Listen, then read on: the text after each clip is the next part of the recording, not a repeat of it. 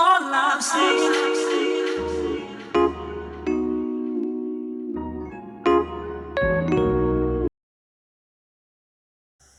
Hello there.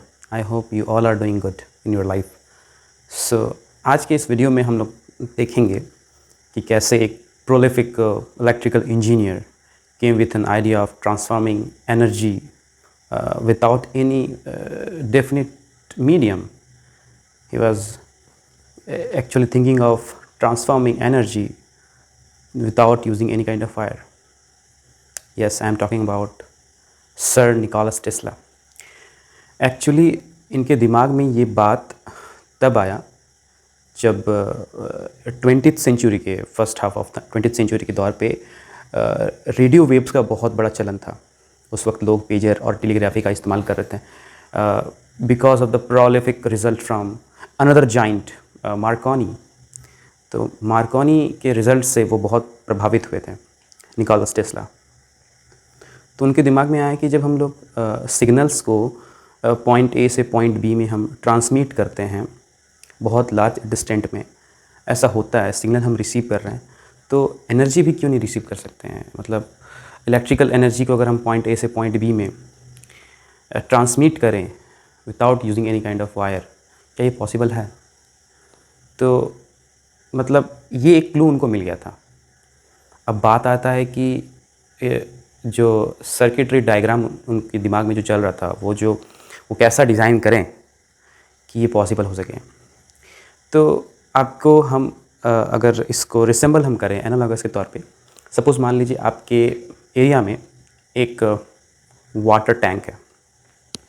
तो उस water tank का जो हाइट है काफ़ी ज़्यादा बड़ा होता है। इसलिए बड़ा होता है क्योंकि जब वाल्व आप खोलते हैं तो पानी इतने हाइट से जब नीचे आता है तो उसका प्रेशर बहुत ज़्यादा होता है कि नहीं। तो उस प्रेशर एनर्जी से वो पॉइंट ए से पॉइंट बी तक बहुत दूर तक जाता है। लेकिन ऐसा नहीं होता है कि हाँ यहाँ से इस पॉइंट से हम वाल्व खोले तो बहुत दूर तक चला जाएगा। कुछ दूर तक जाएगा लेकिन उसका लिमिटेशन होगा।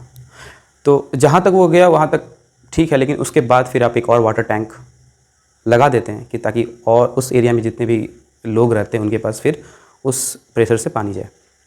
तो उनके दिमाग, निकोलस टेस्ला के दिमाग में भी कुछ इसी तरह था, just like a water house, pump house और वाटर टैंक। तो वो क्या सोच रहे थे कि ऐसा कुछ एक ट्रांसमिटिंग पॉइंट बनाया जाए, ए सीरीज़ ऑफ ट्रांसमिटिंग पॉइंट, कि लोग उस एरिया में जितने भी हैं, just like a host, they can receive this electrical energy without using any kind of wires. तो ये था, लेकिन अफसोस का बात है कि ये उस दौर में ये कारगर साबित नहीं हो पाया। लेकिन आज आप देखें तो we are actually going through his era. He was ahead of 100 years ago. वो हम लोगों से 100 साल आगे थे। और आज आप देखें तो वायरलेस कम्युनिकेशन हो रहा है, हर चीज़ वायरलेसली हो रहा है कि नहीं। सिग्नल तो ट्रांसमिट हो ही रहा है।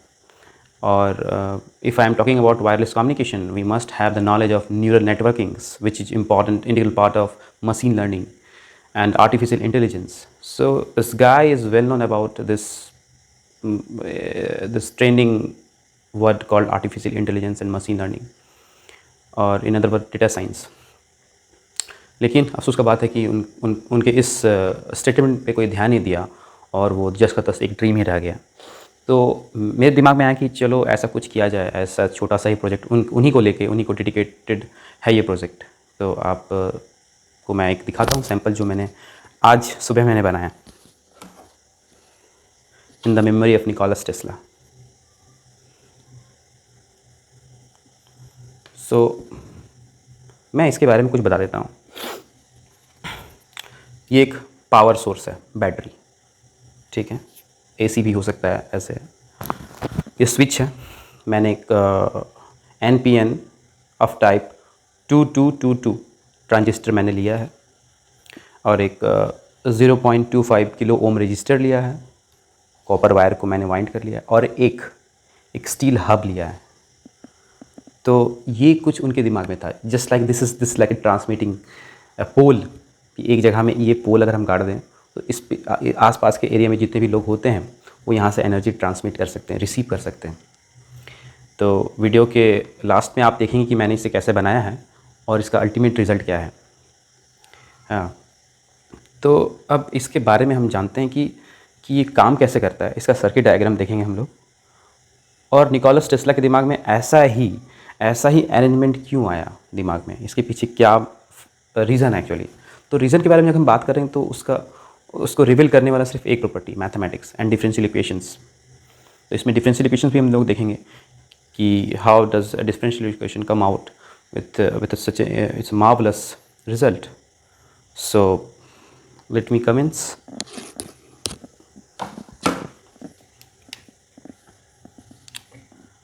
ये एक बैटरी सोर्स है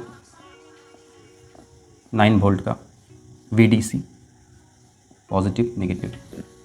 अच्छा, यहाँ पे आपका एक स्विच है, ठीक है। अच्छा, इस मेन वायर को हम एक रजिस्टर से जोड़ते हैं और ये रजिस्टर फिर हमारा एक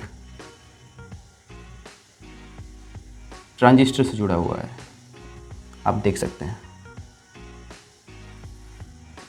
ये चल जाएगा ऐसे, और उसके बाद ये लाइन जो है एक कॉइल से जुड़ा रहेगा, और ये एक दूसरा कॉइल।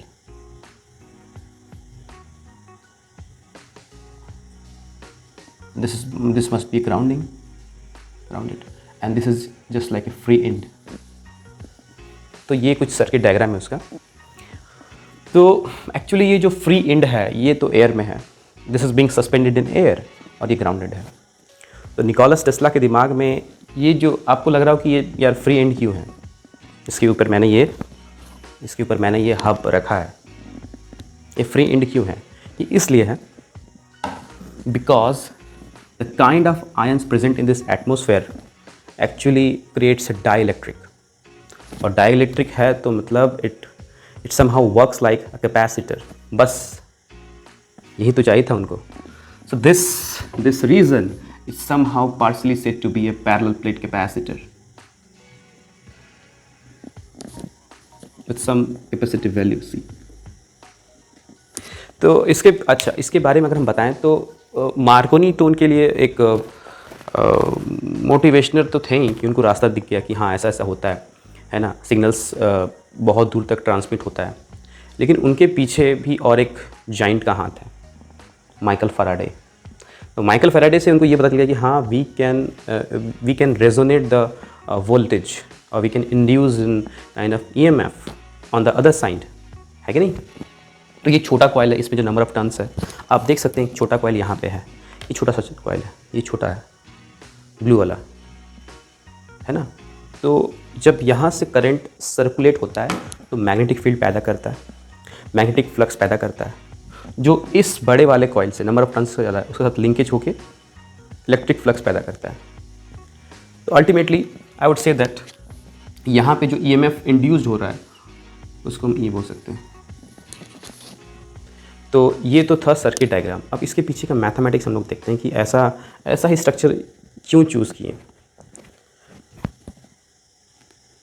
तो अगर आप मतलब इन द सेंस हम सेकेंडरी कॉइल में बात कर रहे हैं। जैसे मान लीजिए मेरा कॉइल था, ये मेरा एक कैपेसिटर था, है कि नहीं, जिसका वैल्यू C है, इसका इंडक्टिव वैल्यू L होगा, और इसमें जो वोल्टेज इंड्यूस्ड हुआ वो कितना हो गया। तो इसका डिफरेंशियल इक्वेशन हम लिख सकते हैं L di/dt plus Q/C equals to induced EMF। अगर हम इसके डिफरेंशियल इक्वेशन को देखें, इसको अगर हम फर्दर लिखेंगे तो ऐसा लिख सकते हैं, this di rewritten as d2Q/dt square plus Q/C, let me just Q/C equals to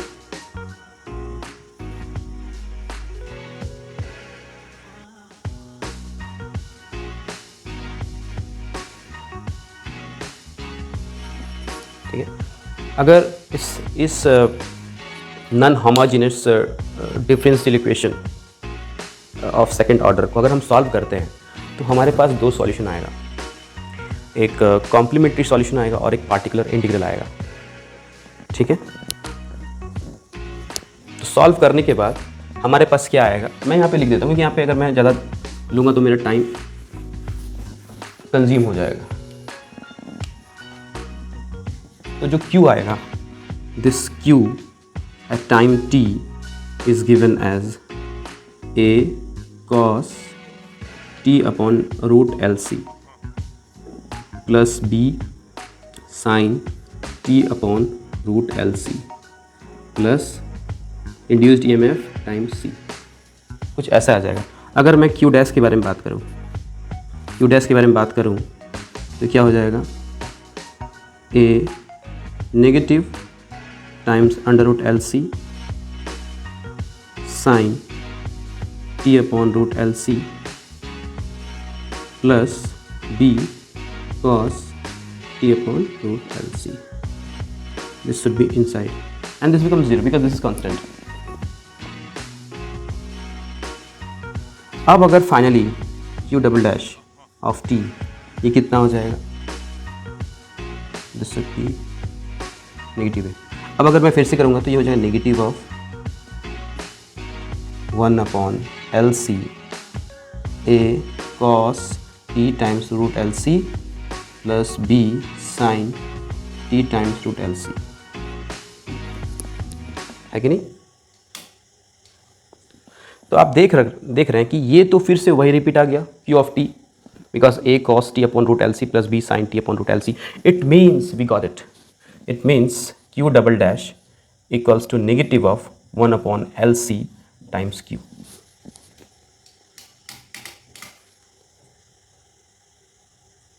है कि नहीं।